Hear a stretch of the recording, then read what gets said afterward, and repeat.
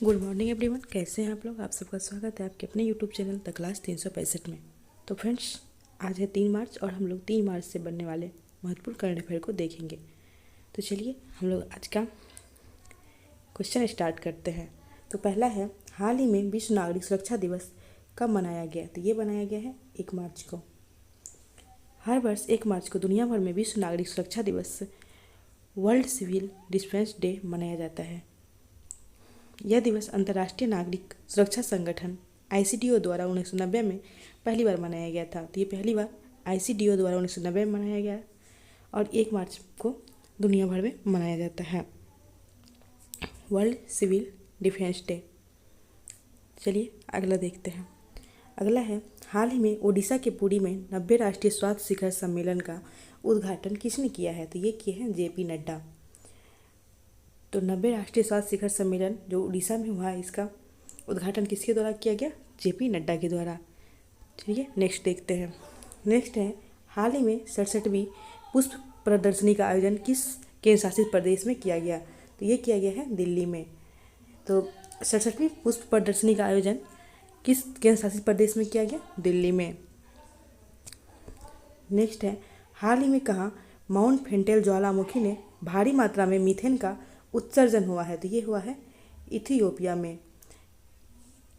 उत्तरी इथियोपिया में स्थित माउंट फेंटेले ने विशाल मीथेन प्लम छोड़ा, जिसने वैज्ञानिक को आश्चर्यचकित कर दिया और जलवायु संबंधी चिंताएं बढ़ा दी हैं। तो ये माउंट फेंटेल ज्वालामुखी इथियोपिया में मीथेन का उत्सर्जन किया है। हाल ही में किस राज्य की अर्थव्यवस्था 2023-24 से बढ़कर 8.54 लाख करोड़ रुपया हो गई है। तो ये हुआ है बिहार का। उप मुख्यमंत्री सम्राट चौधरी ने आर्थिक सर्वेक्षण 2024-25 पेश किया।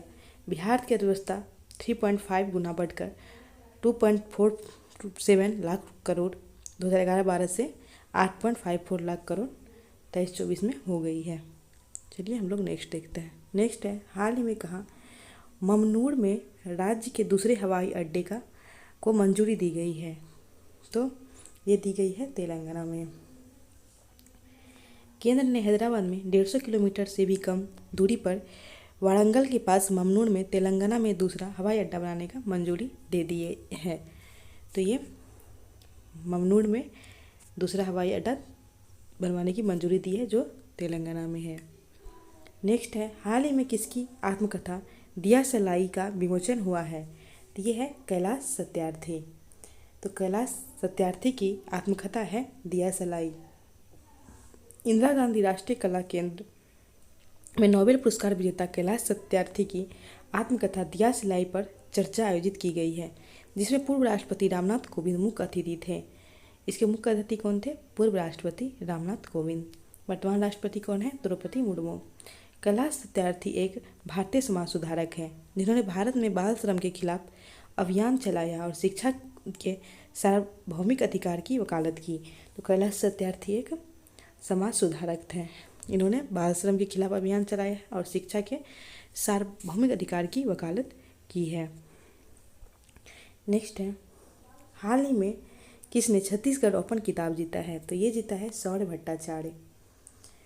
दिल्ली के युवा गोल्फर सौरभ भट्टाचार्य ने अंतिम राउंड में 6 अंडर 63 का शानदार स्कोर बनाकर 1 करोड़ रुपये से छत्तीसगढ़ ओपन खिताब जीत लिया है।